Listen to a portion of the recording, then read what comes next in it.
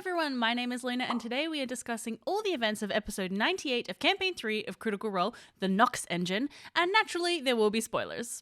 You got me halfway. I'll take care of the rest. It feels like there is so much to talk about in this episode, but to kick us off, here's a super speedy recap of what happened. Bell's Hells continued to explore the ruins of Aort with both Essek and Tevin Klask. Fearne learned a little more about the pact that she so casually struck with Asmodeus. The group contend with fearsome visions sent to them by the Grand Demon Dominox, meet a new unexpected ally, behold the Nox Engine and its prisoner, as well as none other than Ludinus Daleth. First up, before we get into the narrative, I want to talk about the production value of the show in general, because they are really stepping things up lately, and I am really happy to see it. For this show, there are actually two versions. There's the sort of standard version with the overlay and the format the same as the usual broadcast with like both tables stacked on top of each other. And then on Beacon, there is a live show experience version with multiple camera angles and zoom-ins. Honestly, I absolutely love this style of editing. I find it much more engaging for me as a viewer, and I really enjoy those close-ups and the looks at the different players. I know a lot of people really prefer the zoomed out version where you can see everyone at once. So I think it's really great that Critical Role are offering both options so that you can choose. Well, you know, if you're a Beacon sub, you can choose. I would love to see them implement this for every episode, but I'm not holding my breath because that is a lot of extra work in editing. And depending on how many people actually watch those versions, it may not be worth their while. I'm really keen to hear what you prefer. Do you like the more edited version or the sort of standard version? The set itself looks amazing, which should have been no surprise following the recent Candela and Mighty Nine live shows, and I think it definitely adds a lot to the experience. Brennan was a fantastic choice for a host, and I was waiting for him to come out with a guest character because he seemed like a huge name to get just for the opening. But of course, he did not have a guest character, but something far more exciting, which we'll get to. And one of my favorite parts about the live shows, as you can probably tell, is seeing all of the costumes. I think Marisha and Travis's were probably my favorite, honestly. Seeing Travis in that ridiculous bald cap made me laugh so much, and shout out to whichever producer or art department person did that juicy rhinestone RTA on the butt. Incidentally, the purple of Laura's wig is the actual purple that I would like my hair color to be, but I'm too scared to bleach it anymore because my hair is really dark. But my favorite outfit, I mean, I'm trying to pull it off, but I don't have the sequins, was indeed Sam's, mainly because of what it represented, his return to Bell's Hells with a brand new character. So let's meet Braius Doomseed. Doomseed. Oh my god. Oh my god, just saying that out loud, I just realized Doomseed. Oh my god, he's going to subject us to so many more dirty jokes. In the history of Exandria, there have been many hot minotaurs. But perhaps none as hot as this minotaur. Standing at 6'4", muscular, mostly black fur, except for his face, which is covered by pale gray peach fuzz. He has long black hair, two sharp horns, and carries a twin ball flail that seems to drip black liquid of some sort. His armor is white, save for an icon emblazoned on his chest that resembles two black horns. When you see him, you notice that everything on his body is black or white, except for the blood pouring from his throat. What do we know about Braius so far? Well, he is a paladin bard of a betrayer god, Asmodeus, and please indulge me for a moment while I gloat about this because I have been saying for weeks that it would be the coolest if he played exactly that. Imagine if Sam plays like a paladin of a betrayer god or something, because then we will get to see the side of the betrayer gods. Not that they, like, as in the way that they're handling Predathos too. We don't know yet how the multi-class is split, as in how many levels of Paladin versus Bard he has. I'm sure some very clever people out there on the internet have worked it out. But we do know that he has very high charisma, which makes sense because both Bard and Paladin use charisma. It was funny to see that in play as everybody attempted to roll insight. I have fucking good insight, 24. 33. Mechanically, based on some of the spells and features that he used in this episode, he is a Tragedy Bard, which is a homebrew subclass which is published in Tal'Dorei Reborn, as well as an Oath of the Ancients Paladin. Oath of the Ancients tend to have a more naturey vibe, so I don't know if narratively that is actually the Oath or if he's just using that mechanically and is going to reflavor it in some way. It is really exciting to have a Paladin in the group. You know, we have seen some other Paladin dips in other campaigns, like with Vax and Ford, and I was hoping that we might see a full Paladin build from Sam's character, but I'm excited to see what he's going to do do with this paladin and bard combo. What else do we know about Braius? Well, he is a minotaur, and apparently a rather sexy one at that, which is kind of a throwback to Campaign 2, because in Campaign 2, Sam's character Veth met a minotaur called Sunbreaker Olamon, a member of the Kryn dynasty's military, and was quite taken with him. And is there a Mrs. Sunbreaker or Are you flirting with the fucking Minotaur? he's fucking hot. This energy seems to have carried over to Braius, who asked almost everybody in the group if they are single. Are you single?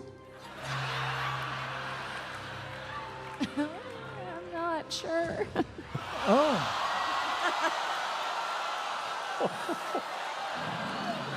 No. Wow. Oh, ouch, that one, that hurt. Braius explains that he was sent to infiltrate the Ruby Vanguard to try and kill Ludinus, and managed to do the infiltration successfully, which is not surprising given that he has like a huge charisma.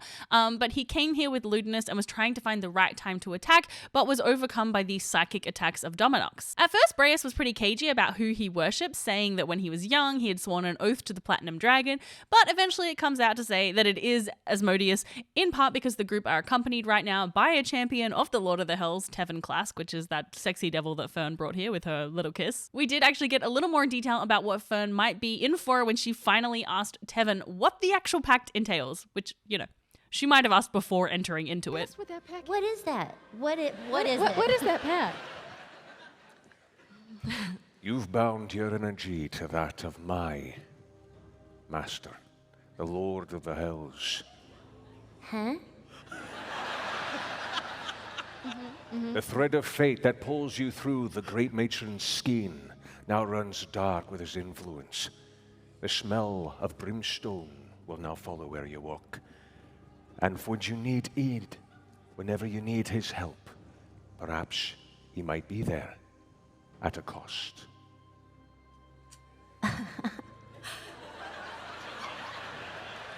Listen, Fearne, my parents have really good lawyers. I can probably get you out of this. So my question is, will Fearne take a level of Warlock at the next level up to represent this new pact? Or will it just sort of function similar to how Orum's pact with Nanamori works and just be represented mechanically by a feat or, I don't know, a spell or something like that? It will be fascinating to see how this develops, especially now that we have a party member, Braius, with a strong link to Asmodeus, who is likely going to encourage her to strengthen this connection. So who is Asmodeus anyway? Here's a little refresher. Asmodeus, otherwise known as the Lord of the Nine Hells, is the god of tyranny and domination. He holds power over the hordes of the Hells and is represented by two curved horns, exactly like those on Braius' armor. He is the sworn enemy of the Changebringer, as she defeated him during the Calamity, so it is quite the choice for Sam to go from a cleric of the Changebringer to a paladin of Asmodeus. We have actually seen Asmodeus in Critical Role before in an absolutely iconic scene from EXU Calamity, where he is portrayed by none other than Brennan Lee Mulligan. Now, I'll tell you why I spit on your forgiveness. I'll tell you why I loathe your redemption. To reach a hand down to somebody, they need to be beneath you! And I'm beneath nobody. You wanted to understand me. Then you should have accepted that I was right!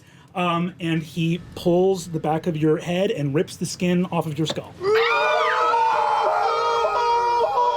That scene is my Roman Empire. So the party all engage with the Grand Demon Dominox, who presents itself as a creepy young girl, and honestly, I'm totally with Travis on this one. Anytime there is anything like a young kid in a horror-related movie or scene, I'm just like, nope. Matt is just way too good at doing like creepy and scary scenes. Like all the scenes with the Dominox visions were very well done, especially Ashton's with FCG. I was waiting for you to do something. I didn't want to make this choice. Why did you let me die? First off, whoever you are not making friends with this right now. You said you've always been waiting for it. Were you hoping? You were hoping, weren't you? Waiting for a chance to make me do what you couldn't bring yourself to do.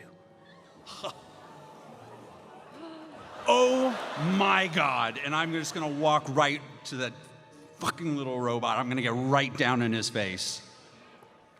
Don't you even pull that bullshit with me. I know Ashton put up a kind of a brave and angry front to that vision, but I do wonder if deep down they harbor some guilt about what happened with FCG and if we're going to see that come out later. Back to the fight, I really enjoyed the combat in this one. I think because it sort of had this underlying conflict as the party just couldn't seem to decide if they wanted to destroy Dominox or help it, especially once Ludinus showed up. It was really scary to see Ludinus, with his new golden hand, which I imagine has been done to sort of cover up the atrophy that he experienced when he stuck that hand into the Malleus key in episode 51. But yeah, it was just really scary to see him in a combat with Bell's Hells. So once Ludinus showed up and told them to help destroy Dominox, I just love that they were also conflicted about what to do. But not Tevin though, that devil had a purpose that paid off. How do I want to do this?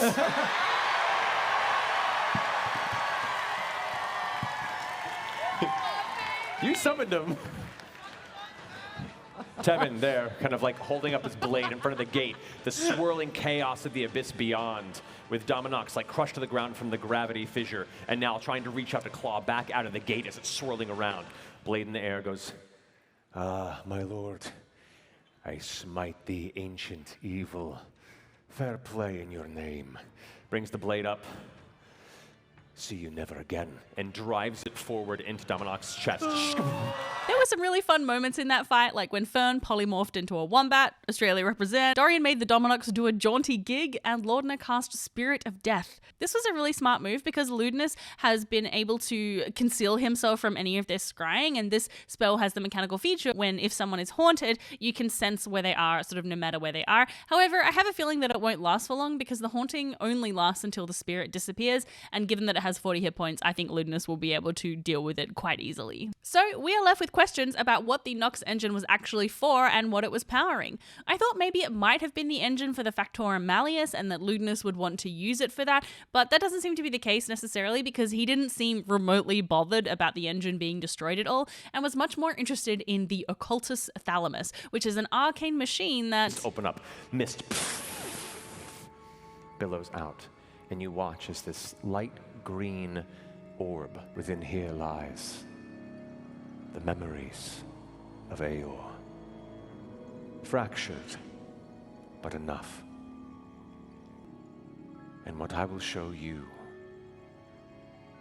I will show the rest of Exandria.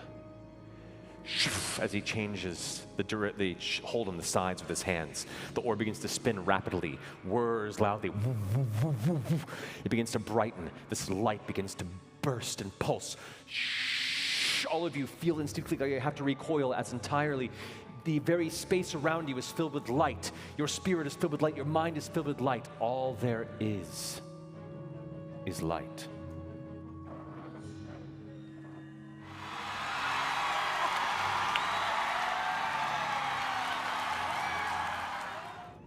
Light.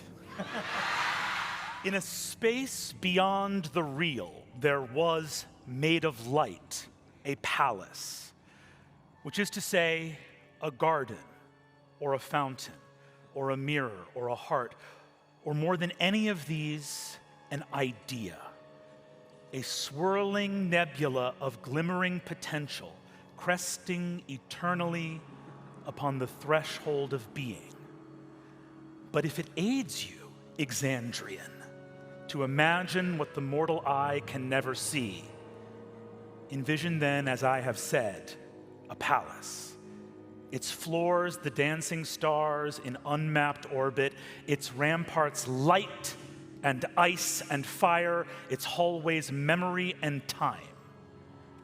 Our story begins at the ending of the infinite, at the doom that pierced eternity, fractured images of a lost world and of the ones who lost it. Remember now a place which was not less, but rather more than real. Remember tragedy, betrayal, calamity, downfall. In the recording of this memory may the answers to many questions lie. But one question yet, and shall forevermore remain. Is it Thursday yet?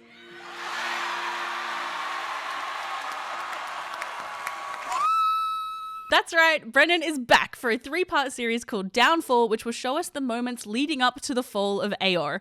From a very short promo that was shared after the broadcast, we learned that Downfall will be set a century into the Calamity, which was an event that lasted around 200 years, so basically smack bang in the middle, and Brennan said we will be following 6 divine figures. And in that little takeover moment, he described a palace made of light and used other very evocative and mystical descriptors for a physical place, which kind of feels like he was describing the god's domain beyond the divine gate. So what does this mean exactly? Will the players be playing the agents of the divine gods tasked with taking down the Factorum Malleus like we saw in Frida's memory?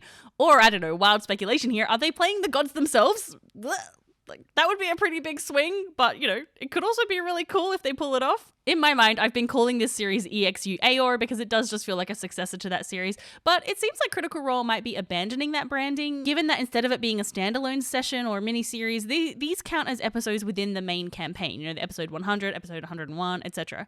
I wonder if this was sort of due to the mixed reception that EXU got, or maybe they're just trying to integrate these mini-series much more into the main plot so that people will be more likely to watch them rather than a standalone series.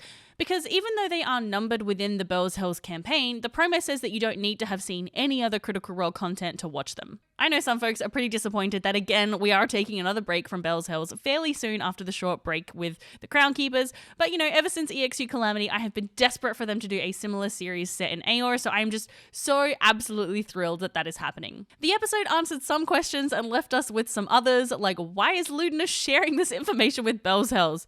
Is Fearne going to be a warlock now? Are Imogen and Laudna broken up? How hard will the fandom ship Dorian and Braius, even though we all know Dorian and Orym are meant to be together? As always, let me know your thoughts and theories in the comments, and if you want to continue the discussion, jump into my Discord where we have Critical Role discussion channels and a live watch party every week. And if you'd like to see more videos like this one, please hit the like button and subscribe. It really does help tell the algorithm and also me that the work that I put into these videos is good. If you would like to brush up on your Aor knowledge before Downfall comes out, you can do so with my video about it right here. Wait, here. Bye! What gods do you follow?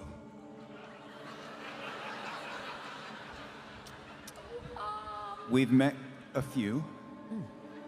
When you say follow. Is this a look? I don't think I'm cool enough to pull off this look.